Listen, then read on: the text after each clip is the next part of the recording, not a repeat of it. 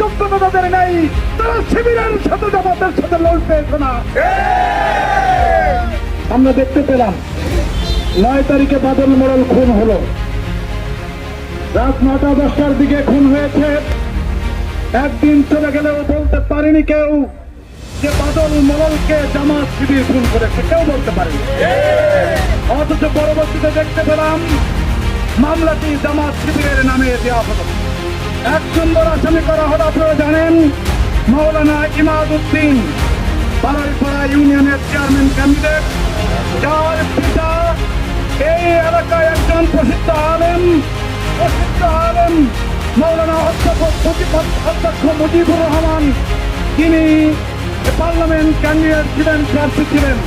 যে ইমাদউদ্দিন কোনদিন তার হাত দিয়ে কারণ গায়ে হাত দিয়েছে কিনা এটা মানুষ বলতে পারবে না।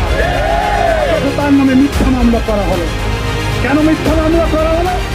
তাদের হাতে এক কমিটি করতে গিয়ে একটি দলের অন্তর্দলীয় কোন্দলে কয়েকজন খুন হয়েছে।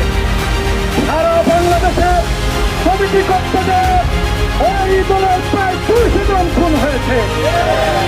ভাগাভাগি, প্রাধান্য বিস্তার, বাজারে ভাগাভাগিতে করে সব জায়গায়, টেন্ডারের সব জায়গায় প্রাধান্য বিস্তারকে সামনে নিয়ে তাদের অন্তঃকন্দলের সীমাহীন, এমন সীমাহীন যে একজন আর একজনের বুকে গুলি করতে দ্বিধা করে না।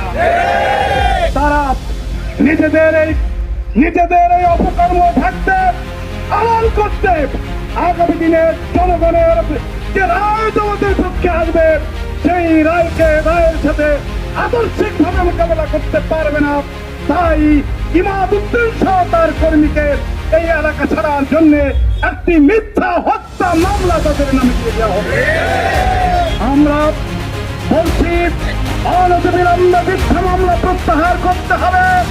জামাত ইসলামী খুনের রাজনীতি করে না, জামাত ইসলামী ইনসাফের রাজনীতি করে, জামাত ইসলামী চাঁদাবাজির রাজনীতি করে না। চাঁদাবাজি, বাজার দখল, টেন্ডারবাজির রাজনীতি জামাত ইসলামী করে না।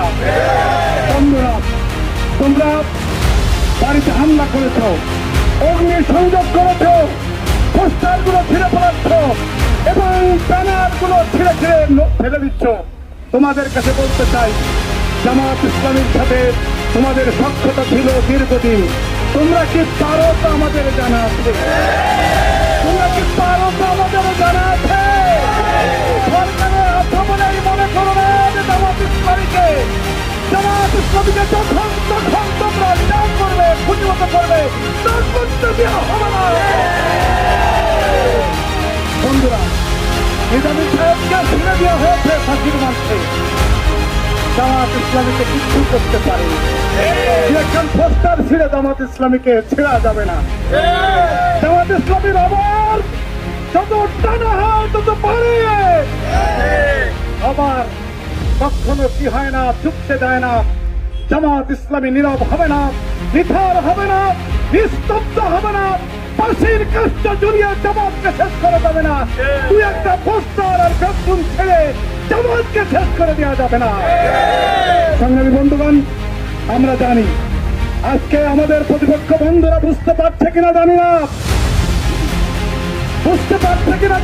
পার্শ্ববর্তী একটি দেশ, তারা এই দেশ থেকে অকার্যকর করতে চায়। শুধু অকার্যকর এইভাবে করতে চায়, খুন খারাপির তৃতীয় শক্তি হিসাবে চাঁদাবাজি, টেন্ডারবাজি, খুন খারাপি উস্কানি দিয়ে এমন পরিবেশ তৈরি করতে চায় জনগণ যেন বলে আওয়ামী লীগ ভালো ছিল। সেই পরিবেশ তৈরি করতে চায়। তাই তো হুঙ্কার থাকছে। আমার বন্ধুদেরকে বলতে চাই, দীর্ঘ সময় তোমাদের সাথে ছিলাম, তোমাদেরকে আমরা চিনি। পানির পেট ছাড়ানোর যোগ্যতা তাদের নেই, তারা শিবিরের সাথে তোমাদের সাথে লড়তে না। আমি আবারও বলতে চাই, আসুন, দীর্ঘ সময় আমরা ছিলাম, এমন সময় সামনে আসছে চতুর্মুখী শত্রুর মুখে পড়বে, তখন এই পুরনো বন্ধু তোমাদের প্রয়োজন হবে। আবার পুরনো বন্ধু প্রয়োজন হবে। সেই দিনের জন্য অপেক্ষা করো। আমি সবাইকে ধৈর্য ধারণ করার বিশেষ নির্দেশনা দিচ্ছি। ধৈর্য ধরতে হবে, আগামীর বাংলা ইসলামের বাংলা, আগামী বাংলা ইনসাফের বাংলা, আগামী বাংলা ন্যায় বিচারের বাংলা, আগামী বাংলা চাঁদাবাজ মুক্ত বাংলা। এই জন্য জনগণ অপেক্ষা করছে। ধৈর্য ধরে মোকাবেলা করতে হবে। বাংলাদেশের মানুষ সমাজকে ক্ষমতায় বসানোর জন্য অপেক্ষা করছে। এখন ধৈর্য ধরে মোকাবেলা করি আর ঐক্যবদ্ধ থাকি। আমরা কোনোদিন কারো উপর আক্রমণ করি না, কিন্তু আমাদের উপর আক্রমণ করা হলে যখন পিঠ দেয়ালে থেকে যায় তখন একটু রুখে দাঁড়াই, তাতেই অন্তত মোটামুটি বোঝা যায় যে আমাদের শক্তি। আসুন আমরা একটি সুন্দর পরিবেশে ইনসাফ কায়েমের যে আন্দোলন আমরা করছি সেই আন্দোলনকে সামনের দিকে এগিয়ে এনে দেয় এবং মিথ্যা মামলা প্রত্যাহারের দাবি করে আজকে আমি আমার বক্তব্য শেষ করছি। খুদা।